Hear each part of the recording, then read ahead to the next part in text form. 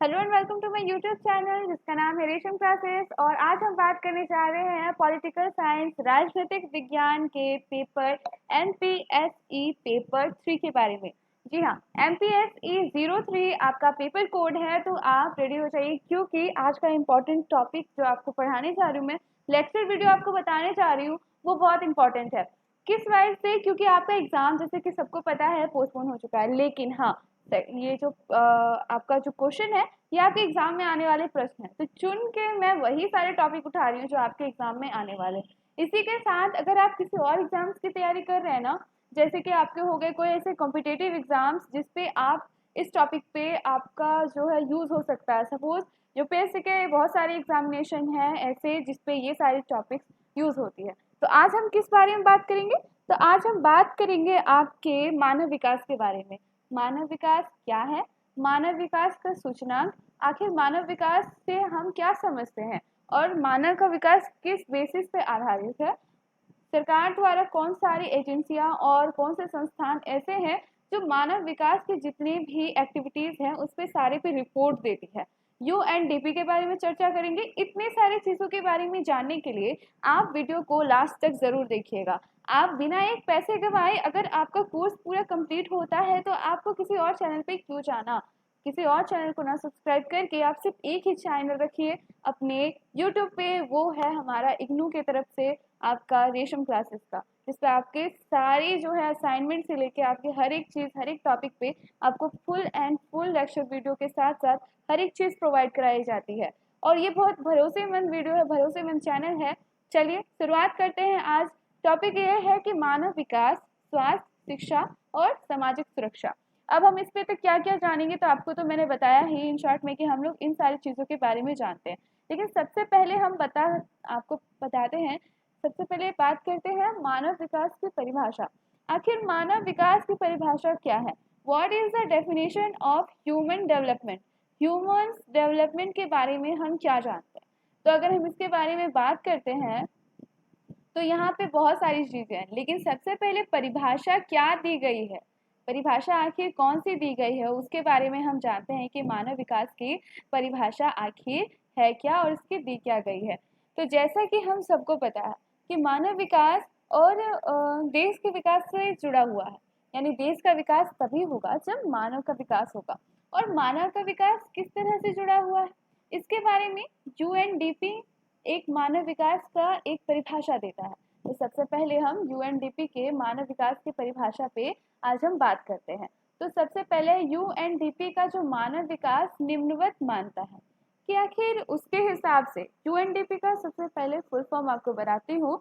United UNDP United Nations Development Programme, एक ऐसी संस्था जहां विश्व के बहुत सारे देशों के मानव के विकास यानी देश के विकास में मानव का विकास का वो एक रिपोर्ट तैयार करता है, देख रेख करता है। तो चलिए इसके बारे में हम जानते हैं कि आखिर उसने मानव विकास की क्या डेफिनेशन दी है।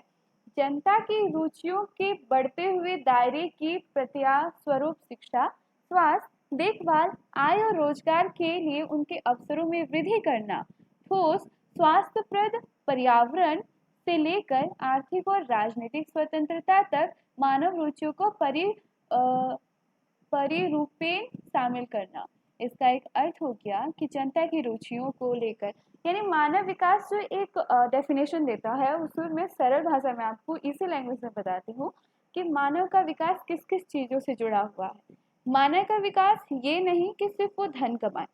जी हाँ, मानव का विकास, जनता का विकास किस चीज पे है? एक दायरा है, एक बाउंड्री है, ठीक है, एक लिमिट, यानी कि शिक्षा, स्वास्थ्य, देखभाल, आय, रोजगार, उनके अवसर अपॉर्चुनिटी से के साथ साथ राजनीतिक, आर्थिक के साथ साथ एक आज़ादी के साथ, स्वतंत्रता के साथ पर्यावरण देना, एक देश देना, एक जगह देना। और इन सारी चीज़ों से मिलकर ही मानव का विकास को देखा गया है। ये नज़रिया उन लोगों का नहीं है जो ये रिपोर्ट देते हैं कि मानव का विकास सिर्फ धन कमाने से ही है।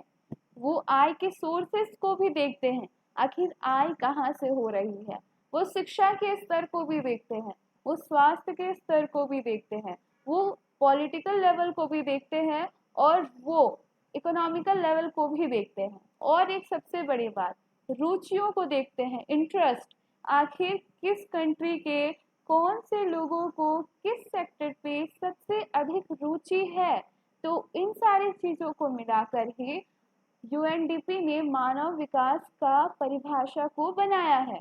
देखिए अब इस पे हम आगे बढ़ते हैं कि आखिर यूएनडीपी द्वारा तैयार की गई जो परिभाषा है उसमें मानव विकास का पहला रिपोर्ट किस किस चीज पे डिपेंड था। तो मानव विकास का जो पहला रिपोर्ट है ना उस पे हम आते हैं। तो ये ऑलमोस्ट 92 में सबसे पहले दिया गया था, उसके बाद से ही विकास का रिपोर्ट आने लगा। तो किस किस बेसिस पे आधारित था उस पे हम चलते हैं। तो यहाँ पे है ये रिपोर्ट जनता के और इसके बारे में विकास अपनी रुचियों में किस प्रकार वृद्धि हुआ। ये सकल घरेलू उत्पादन में वृद्धि लाता है, आय तथा धन पन्यों के उत्पादन में, संचालन में, आय प्रति व्यक्ति आय में रुचि किस तरह है, ये सारी चीजों को। पर इससे दूसरे मूल मुद्दे जैसे मानव विकास जनता की रुचि को बढ़ाने की प्रक्रिया भी है ये, कि आखिर कैसे रुचि को हम बढ़ाएं। दूसरा यहाँ पे बताया गया है। तो इन व्यापक दायरे वाली रुचियों का सर्वाधिक आलोचनात्मक पहलू स्वस्थ और लंबा जीवन, शिक्षा ग्रहण करना, शानदार जिंदगी जीने से है। दूसरे मूल मुद्दे क्या थे इस रिपोर्ट के, उसके बारे में हम निम्नवत बातें दी गई हैं, उसके बारे में चर्चा करते हैं। पहला कि विकास से जनता को ये रुचियां प्राप्त होती है यद्यपि कोई भी दूसरे और प्रसन्नता अनिश्चित नहीं कर सकता। दूसरे प्रसन्नता अभिनिश्चित नहीं कर सकते। देखिए हम हैप्पीनेस को किस हिसाब से देखते हैं, तो हैप्पीनेस किस हिसाब से आती है, यानी रुचि के हिसाब से। अगर आपके पास पैसे हो गए, आप शिक्षित हो गए, आपके पास सब चीज है, तो खुश रहने के कारण भी हो जाते हैं। लेकिन खुशियाँ किस चीज पे है, तो रुचि से बताया जाता है कि हाँ रुचियाँ देखी जाती है, इंटरेस्ट देखा जाता है कि मैक्सिमम लोगों का इंटरेस्ट किस और बढ़ा है। अगर इंटरेस्ट पे भी मानव विकास तैयार किया जाता है। विकास का लक्ष्य होना चाहिए, दूसरा पॉइंट, कि लाभकारी पर्यावरण जिससे वो अपनी क्षमताओं को पूरी तरह से विकास कर सके और अपनी आवश्यकता और रुचियों के अनुरूप उत्पादन और सृजनात्मक जीवन के लिए अभियुक्त अवसर प्राप्त कर सके। यानी यहाँ कहने का मतलब है कि विकास का लक्ष्य सिर्फ ऐसा इन्वायरमेंट देना है जिसपे लोग अपनी सहजता से और अपना और ज़्यादा डेवलपमेंट कर सके और उसके साथ साथ नई नई रुचियों को वो और अपना प्रोडक्शन हो गया और अपनी सृजन कर सके, यानी क्रिएटिविटी जीवन में ज़्यादा हो। इस चीज के बारे में यहाँ बताया गया। तीसरा पॉइंट रखा है कि विकास में सुधरे हुए स्वास्थ्य और ज्ञान जैसी मानव क्षमताओं के गठन पर अधिक ध्यान केंद्रित करना है और चाहिए तथा सामाजिक जीवन में सभी संभावित क्षेत्रों में इन क्षमताओं को प्राप्त करने पर ध्यान केंद्रित करना चाहिए। सुधरे स्वास्थ्य यानी स्वास्थ्य पे भी अच्छा ध्यान देना चाहिए और ज्ञान जैसे मानव क्षमताओं से ज्ञान को बढ़ावा देना, इन सारी चीजों पे दिया गया है। स्वतंत्रता पे सजीव घटक है, यानी इसका एक अगर कंपोनेंट अगर हम देखें तो इस पे एक बेस लिया गया है स्वतंत्रता यानी इंडिपेंडेंस को ही, कि आखिर किसी देश की जनता कितनी स्वतंत्र है, कितनी आज़ादी है उनको, इस चीज पे भी। मानव विकास का और एक अगर मूलभूत चीज हम देखें तो इसका है कि मानव विकास मात्र मूलभूत आवश्यकता को पूरा करने पे ही जोर नहीं देता। इसके हिसाब से यह सहभागिता गतिशील प्रक्रिया के रूप में मानव विकास करनी है, यानी कितना भाईचारा है सबकी, आखिर कोऑर्डिनेशन कितनी ज्यादा है, गतिशीलता आखिर कितनी है, कितनी ज्यादा एक्टिविटी चल रही है। ये सारी चीज जो है एक विकसित देश पे और विकासशील देश पे दोनों पर लागू होता है, ना कि सिर्फ ये विकसित देशों पे है या फिर विकासशील देशों पे, दोनों पे ये बातें लागू होती है। रिपोर्ट का अन्य सबसे महत्वपूर्ण अगर पहलू था तो वो था मानव विकास के कतिपय मुख्य सूचकों की पहचान, उनका मापन और विश्व के सभी देशों के लिए मानव विकास सूचकांक तैयार करना।